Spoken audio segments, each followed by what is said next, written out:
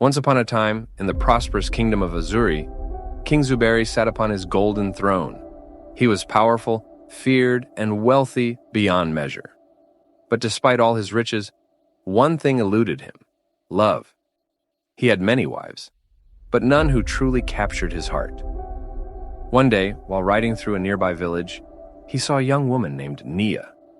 She was no princess, no noblewoman, just a simple village girl. Yet, there was something about her that made the king stop in his tracks. Her confidence, her grace, her unwavering gaze. "Nia," he declared, "I offer you a life of luxury. Marry me, and you shall want for nothing. Jewels, silk, servants, everything will be yours." The court held its breath, expecting Nia to bow and accept. After all, who would refuse a king? But Nia did not bow. She did not smile or show excitement. Instead, she looked the king in the eye and said, "Your Majesty, I am honored, but I cannot marry you." Gasps filled the hall. A refusal? To the most powerful man in the land? King Zuberi's expression darkened. "And why not?" he asked, his voice edged with disbelief. Nia stood firm. "Because, Your Majesty, I do not love you, and I believe that marriage should be built on love, not power." For the first time in years, King Zuberi felt something unexpected. Not anger, but admiration. No one had ever dared to refuse him.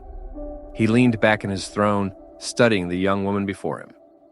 "Tell me, Nia, what is more valuable than wealth, power, and being queen?" Nia smiled gently. "Self-respect, Your Majesty.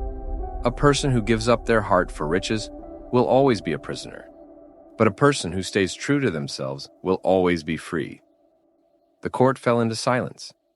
Even the king could not argue with such wisdom. King Zuberi let out a deep breath and nodded.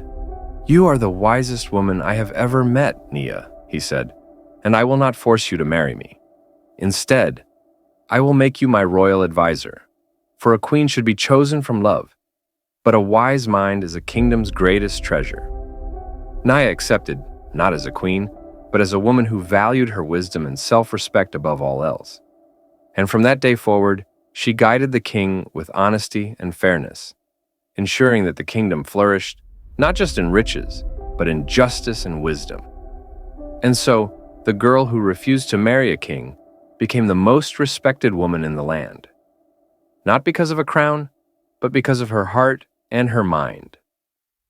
For true power does not come from wealth or status, but from knowing one's worth.